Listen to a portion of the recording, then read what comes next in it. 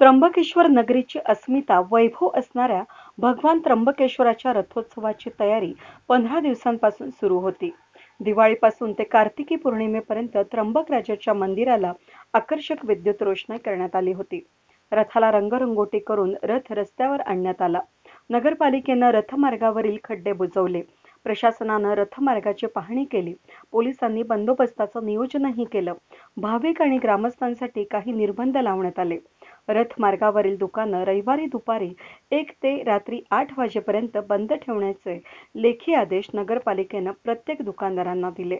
एवढं सगळं करून रथोत्सव संपन्न होणार म्हणून नगरवासियांमध्ये आनंदाचं वातावरण निर्माण झालं होतं.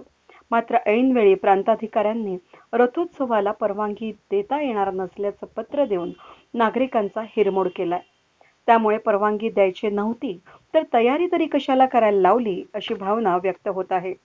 नगरीचा सर्वात मोठा उत्सव म्हणून त्र्यंबकेश्वर देवस्थानकडून जोरदार तयारी सुरू असताना प्रांताधिकाऱ्यांनी रात्री उशिरा रथोत्सवाला परवानगी नसल्याचं स्पष्ट करीत परवानगी नाकारली आहे. गेल्या 15 दिवसांपासून त्र्यंबकेश्वरमध्ये रथोत्सवाची जोरदार तयारी सुरू होती. त्र्यंबकेश्वर देवस्थान विश्वस्त मंडळाची बैठक झाली. त्या बैठकीला प्रशासकीय अधिकारी देखील होते.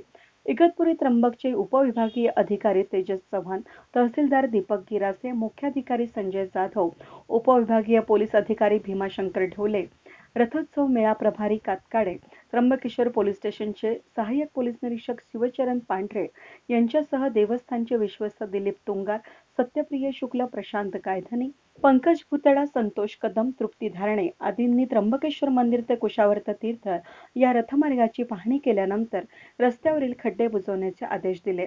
रस्त्यावरील खड्डे त्वरित बुजवले गेले. रथोत्सवाचा सजलेला रथ रस्त्यावर आणण्यात आला. त्र्यंबक देवस्थाननं नियम आणि व्यवस्था याबाबत प्रसारमाध्यमांना प्रेसनोट दिली.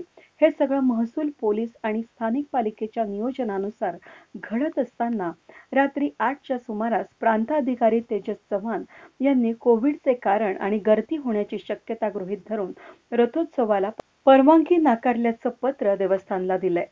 एवढी सगळी तयारी झाल्यावर परवानगीच द्यायची नव्हती तर तयारी कशाला करायला लावली, अशी भावना नागरिकांमध्ये व्यक्त केली जात आहे.